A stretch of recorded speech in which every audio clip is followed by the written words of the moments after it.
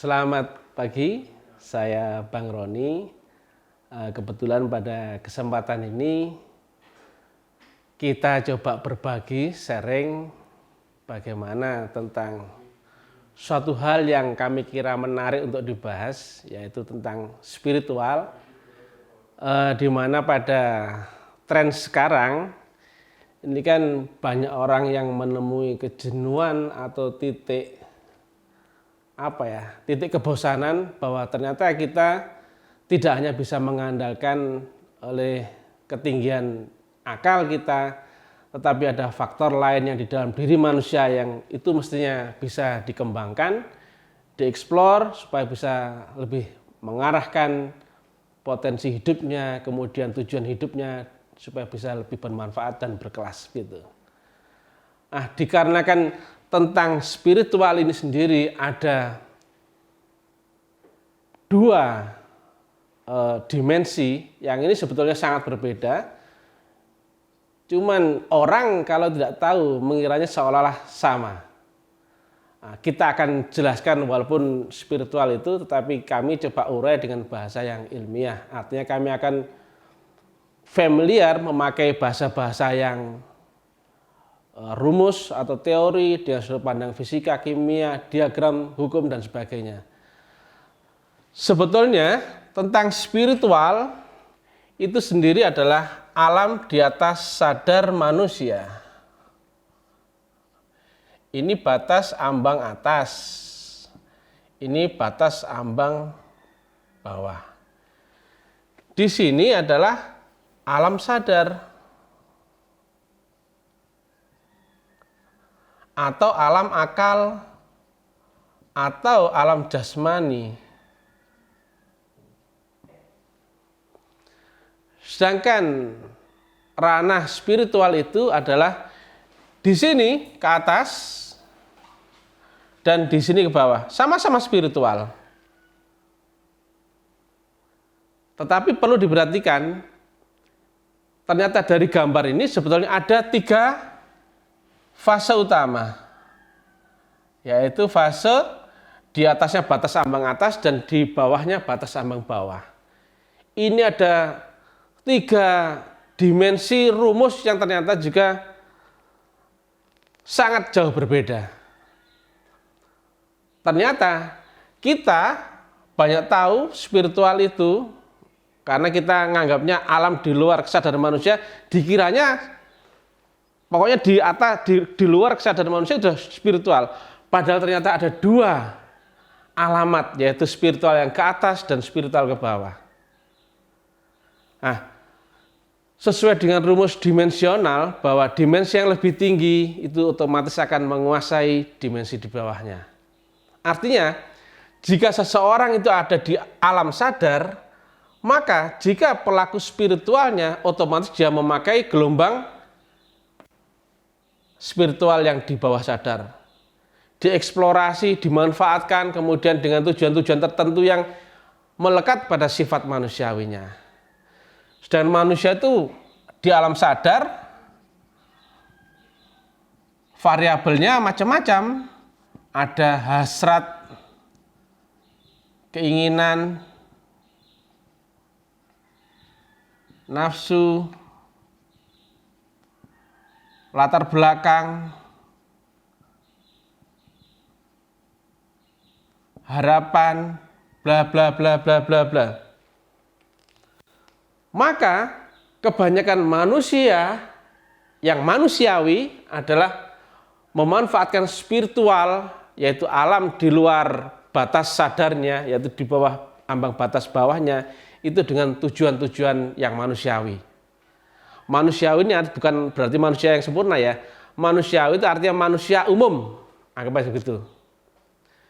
Contohnya, mohon maaf, banyak ini orang kalau memakai, mohon maaf, ada kan, kalau kita di Indonesia kan familiar, ada santet, pesugihan, kemudian penglaris, terus ilmu-ilmu karomah,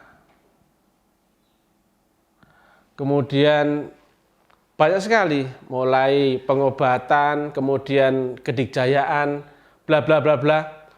Yang jika alam sadarnya manusia ini bisa mengontrol, berarti spiritual yang dipakai adalah spiritual dari bawah gelombang sadarnya manusia. Artinya, resikonya adalah dengan menggunakan dimensi kesadaran yang ada di bawah alam sadar manusia, maka manusiawinya ini akan menguat. Dan itu ternyata adalah resikonya luar biasa. Padahal manusia pasti punya selera, latar belakang, keinginan yang itu sifatnya bisa menjadi tidak terkendali. Manusia nggak ada puasnya. Minum saja, kalau misalkan ada pilihan lain, pasti saya pilih es jeruk, bukan air putih. Kalau ada pilihan lain. Begitu pula kalau misalkan saya punya uang 10.000, pasti saya mau punya yang lebih lagi, 100.000, 1 juta dan seterusnya. Nggak ada habisnya. Dan itulah nanti yang memunculkan sifat keserakan, saling memakan, saling memanfaatkan, intimidasi, kapitalis. Apapun akan dikerjakan manusia jika ada peluangnya, sikat. Maka sifat manusiawi ini akan luar biasa dominan, maka keakuannya merasa, kemudian yang itu akan terkontrol oleh nafsu yang buruk. Karena akal ini akan ada dua kutub yang saling memengaruhi. Jadi kalau misalkan akal yang dikuasai nafsu, coba nafsu itu pasti maunya yang akal ke kanan. Ini apa? Kias ya, akal kanan. Enak, nyaman, tenang, dijamin, banyak, senang, santai, semua yang enak-enak. Nggak ada ceritanya nafsu itu mau yang menderita. Nggak ada. Atau misalkan kondisi tidak nyaman. Maka jika itu dibiarkan, artinya sudut pandang orang yang menganggap itu adalah spiritual, ternyata spiritual negatif atau spiritual di bawah alam sadar manusia, maka sifat manusiawinya yang dikontrol oleh nafsunya itu makin tidak terkendali. Itu baru spiritual yang ada di bawah ambang batas kesadaran manusia. Karena logikanya dari dimensi yang lebih tinggi itu bisa menguasai atau kontrol kepada dimensi yang di bawahnya. Ini di bawahnya gelombang ini, maka manusia masih dominan, makin dominan lagi. Coba misalkan orang pengen kaya, jalan pintas, pesugihan.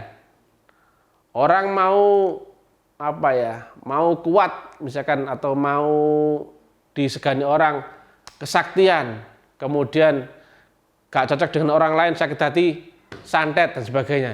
Ini di sini semua. Baik di dalam negeri ataupun di luar negeri, ini banyak. Karena rumusnya tadi bisa dieksplorasi dari alam sadar. Tetapi ada lagi spiritual satunya, yaitu yang gelombangnya ada di atas batas ambang atas kesadaran manusia. Ini sebetulnya yang dipakai oleh seluruh nabi, seluruh rasul, yang itu dikemas dalam metodologi agama. Artinya, agama itu adalah spiritual yang bermetodologi. Yang jelas arahnya, jelas jalannya, jelas metodologinya, fase-fasenya, juga endingnya pun jelas. Itu namanya spiritual yang bermetodologi atau yang disebut orang agama. Kami mengurainya dengan bahasa yang lebih ilmiah, yaitu spiritual yang bermetodologi. Ini gelombangnya di atasnya alam sadar. Yang kita sebut adalah gelombang ultra sadar. Kenapa ultra? Karena melebihi daripada kemampuan manual manusia untuk bersinggungan atau berinteraksi. Artinya ada suatu fase di mana kemampuan manual manusia itu telah tidak mampu lagi untuk mengurai alam di atas batas kemampuannya. Ultra yang kita sebut dimensi ultrasadar. Yang gelombangnya ini adalah disebut di dalam rumus ilmiah ada ultrasonor. Di sini adalah sonor. Di sini maka infrasonor.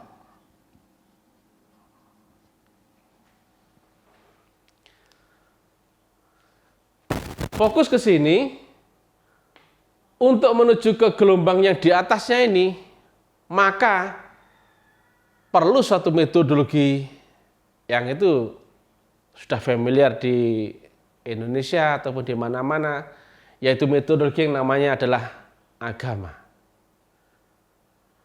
Karena dalam diri manusia pun ada dua dimensi, yang itu adalah dimensi jasmani dan dimensi rohani.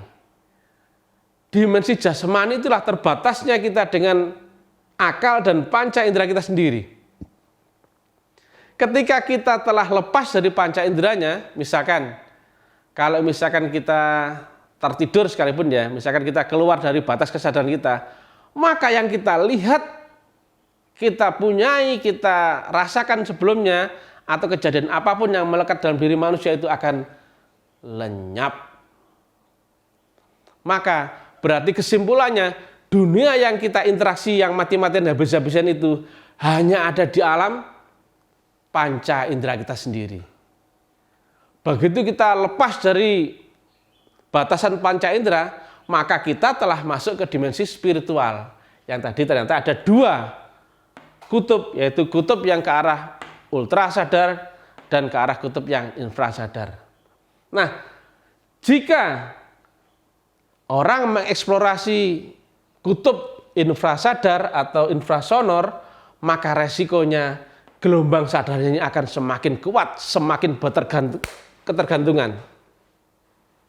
Di mana orang makin serakah, kalau punya kemampuan, punya kuasa, pasti orang makin menjadi. Misalkan seorang bos, ada pilihan, dikasihlah misalkan sama yang biasa bantu-bantu kami begitu, dikasih air putih. Kalau saya kuasa, saya punya selera, kenapa kok saya dikasih air putih? Saya maunya yang lebih enak dong. Masa kerjamu gitu aja? Coba. Saya bisa berhak memarahi dia. Kamu kerja kayak gimana sih? Makin tinggi. Karena apa? Keakuannya tersupport, nafsunya makin kuat. Maka itulah dasar yang mengawali seluruh sifat-sifat keserakahan, kesombongan, kuasa, merasa, menilai, menyalahkan, menghakimi, dan sebagainya. Sedangkan kenapa kok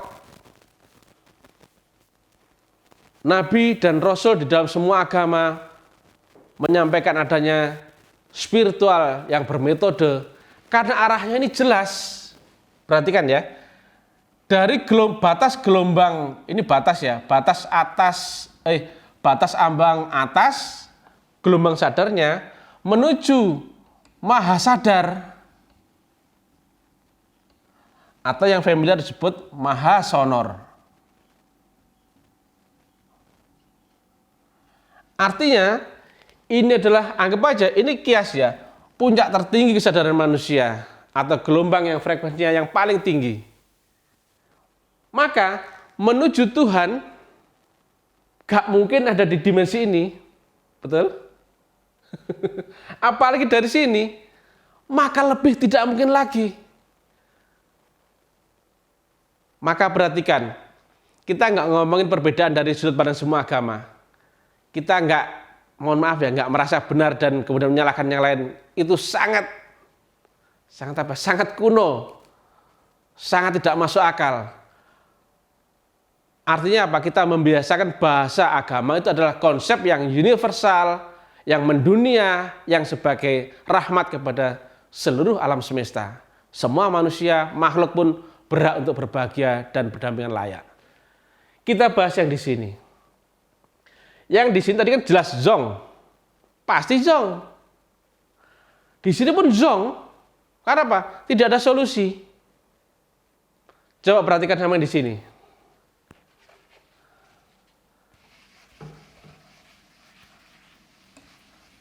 Kami besarkan ya. Jika tadi ini adalah batas ambang atas ya,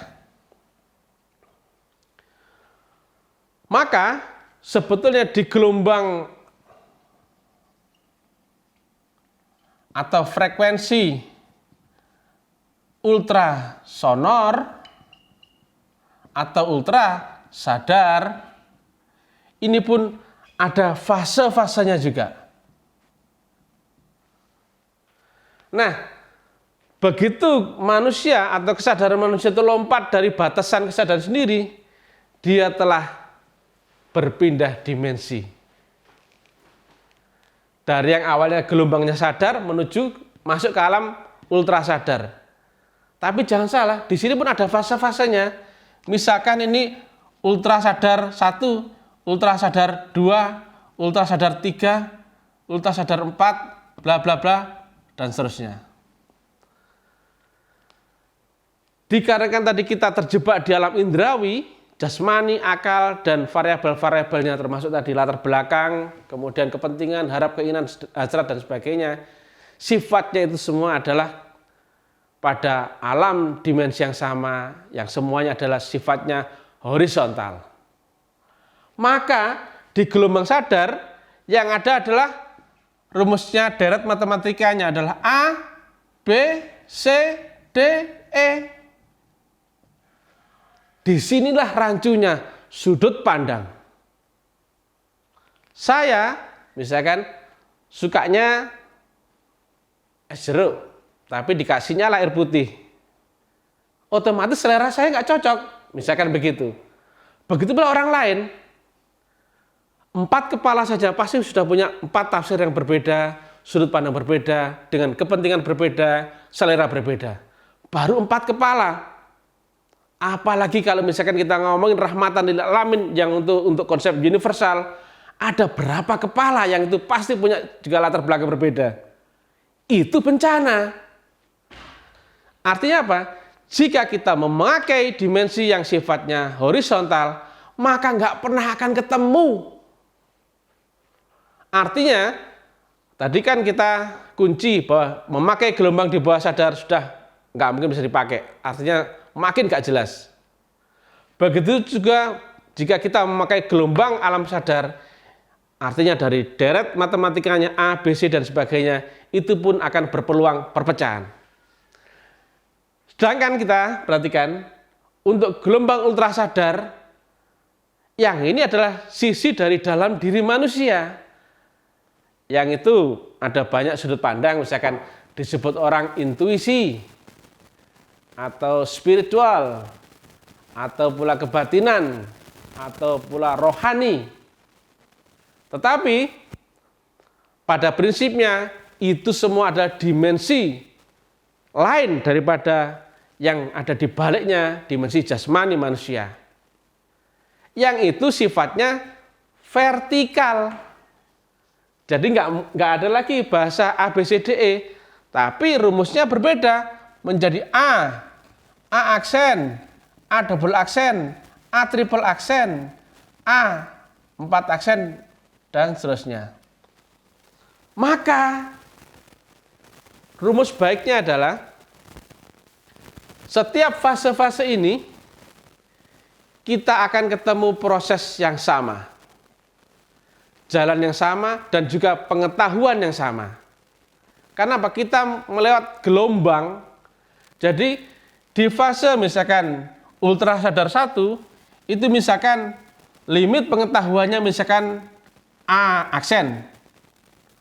Kemudian di level ultra sadar 2, maka di sini disebut A double aksen.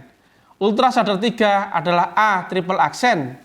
Ultra sadar 4 adalah A quart aksen, dan terusnya.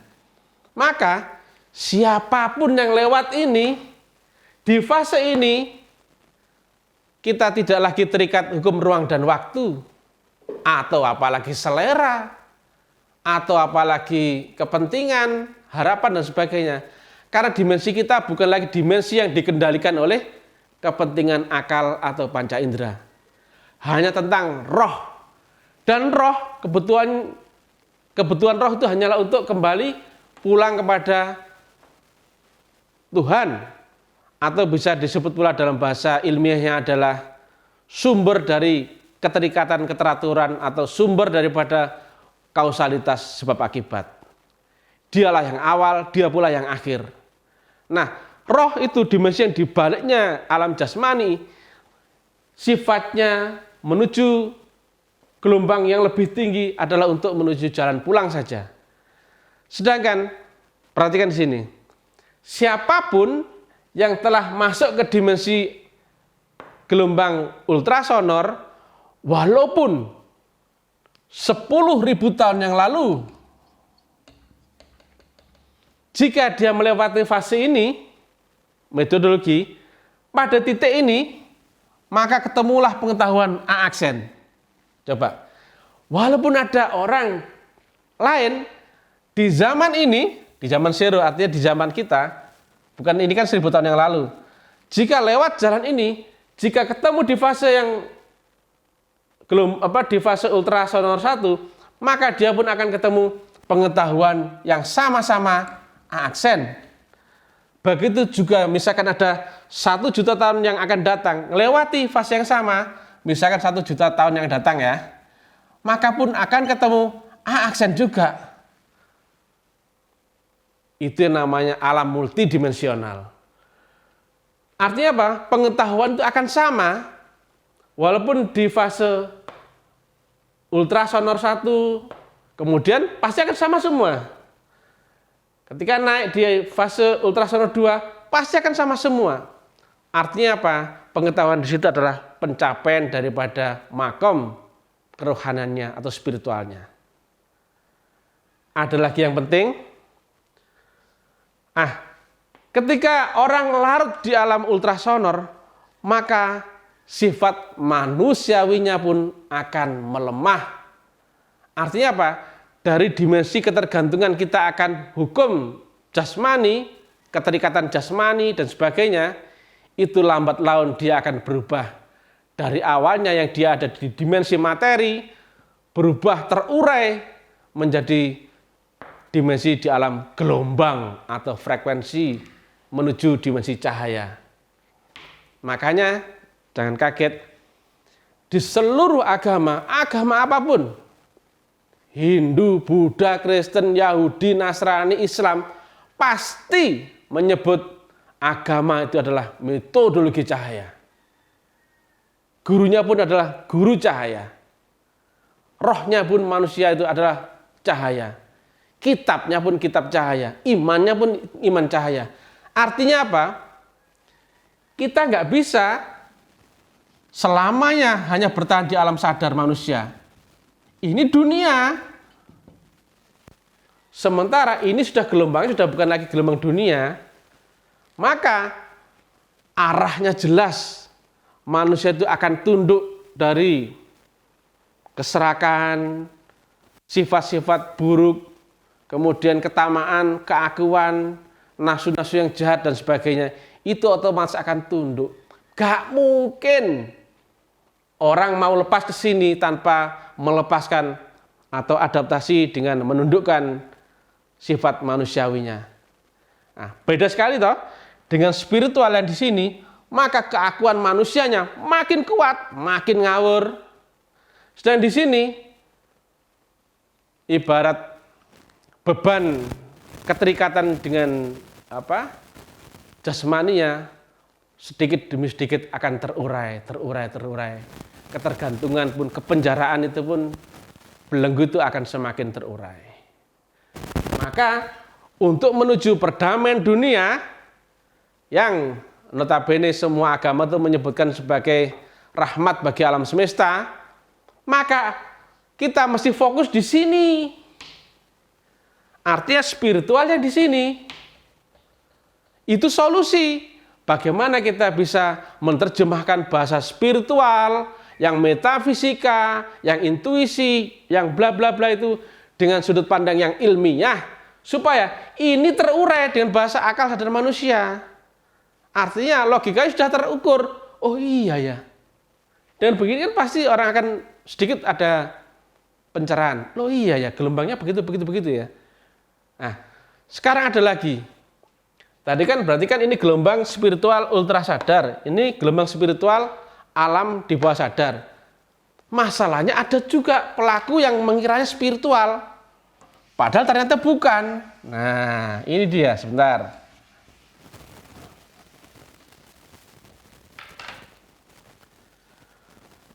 Pasti kan kita familiar dengan bahasa meditasi, atau yoga, atau semedi, atau apapun itu ya, yang sifatnya untuk menenangkan diri. Akan sangat berbeda dengan ini. Artinya apa? Di dalam diri manusia itu, yang manusia itu relatif kapasitasnya, bukan mutlak. Yang walaupun ada sisi jasmania dan ada rohania yang dibalik jasmani ini,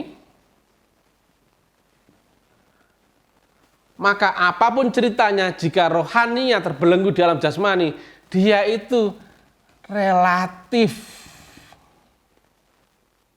Saya ulangi pelan-pelan ya. Apapun ceritanya, walaupun manusia itu kan terdiri dari sisi jasmani dan sisi rohani, jika rohania masih ada di dimensi jasmani, maka apapun ceritanya manusia itu relatif. Karena dia ada di alam ini.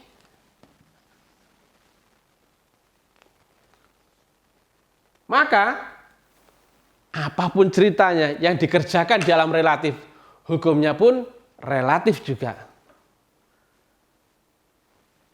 Maaf kata, karena pentingnya ini kami bahas biar nggak rancu.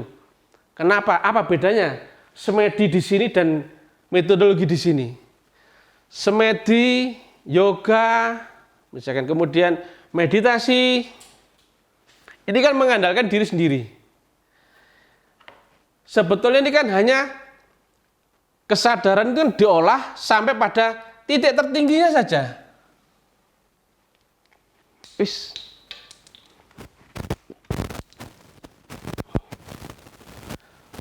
Yang dalam bahasa orang-orang pelaku disebut pada titik heningnya, titik kosong, titik gong lewang lewung, titik suwung.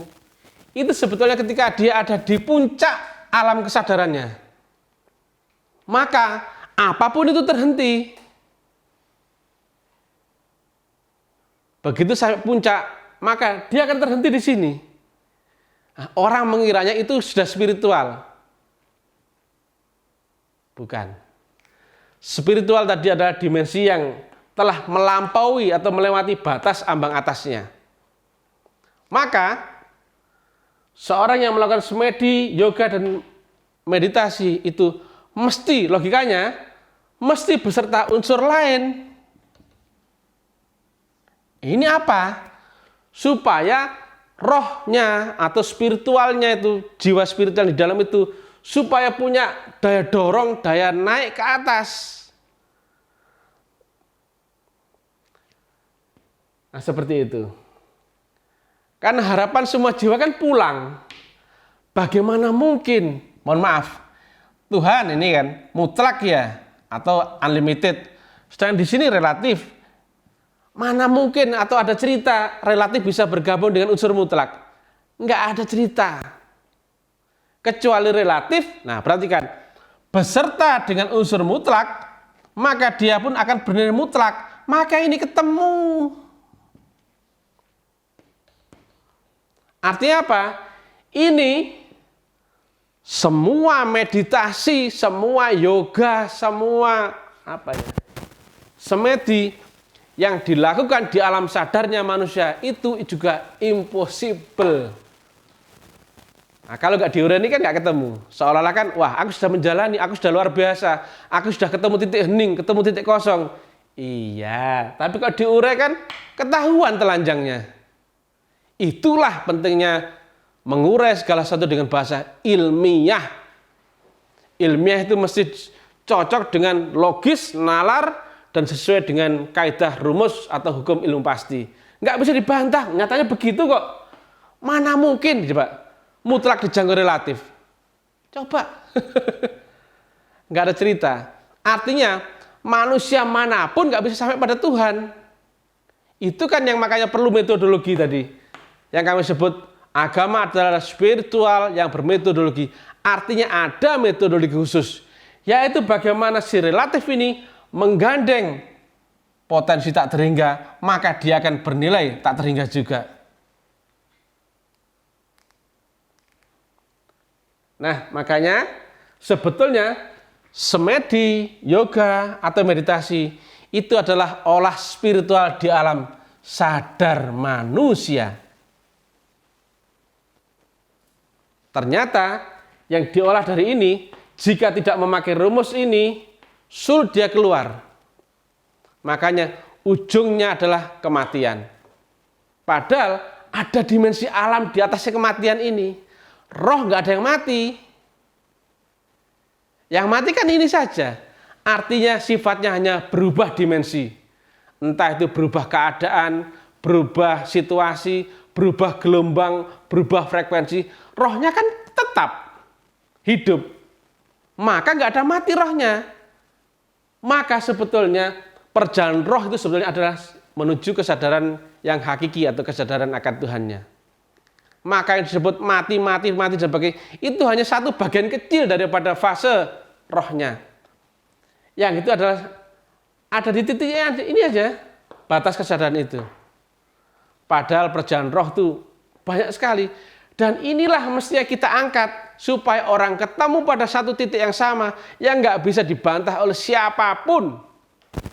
Baik itu orang Yahudi, Nasrani, Hindu, Buddha, Islam, nggak akan bisa bantah. Karena di alam ini tadi pengetahuannya adalah pengetahuan vertikal. Maka hanya sifatnya kalau cahaya itu masuk dalam diri, mohon maaf, Nabi Isa, maka tertranslate dalam bahasa dunia atau bahasa relatif zaman itu adalah berupa kitab Injil. Kemudian misalkan cahaya itu juga jika masuk ke dalam rohaninya Nabi Musa, maka tertranslate dalam bahasa manusia, yaitu berupa kitab Taurat. Demikian pula Islam. Tapi nurnya kan sama. Hanya masalah sudut pandang. Maka kitabnya pun, makanya pasti kan, pasti. Kitab itu adalah berupa cahaya, iman pun berupa cahaya, gurunya pun berupa cahaya. Ibarat saya tentang ini, saya bilang ini air putih. Ada orang bilang nyebut, wah itu segelas air, bisa jadi. Ada orang bilang air minum, bisa jadi. Tapi objeknya ini kan sama. Maaf sambil saya minum ya.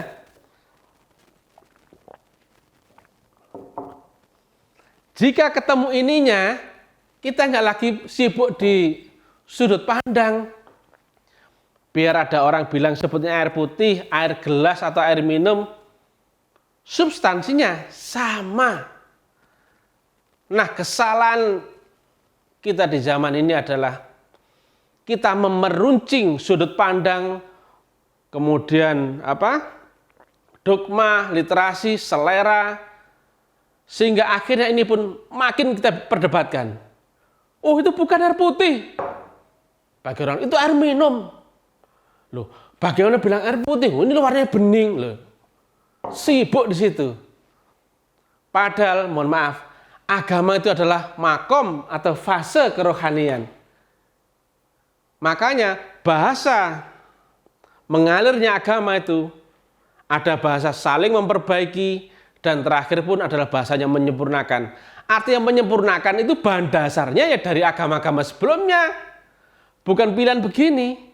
Tapi agama itu adalah lingkaran kambium. Titiknya sama loh. Bukan begini. Atau begini misalkan, irisan. Bukan. Titik sentralnya sama. Maka jika kita menuju metodologi yang bisa mengurai secara ilmiah, walaupun bahasa spiritual, jika kita urai dari titik tertingginya, nggak mungkin ada benturan, karena ini bahasa mutlak.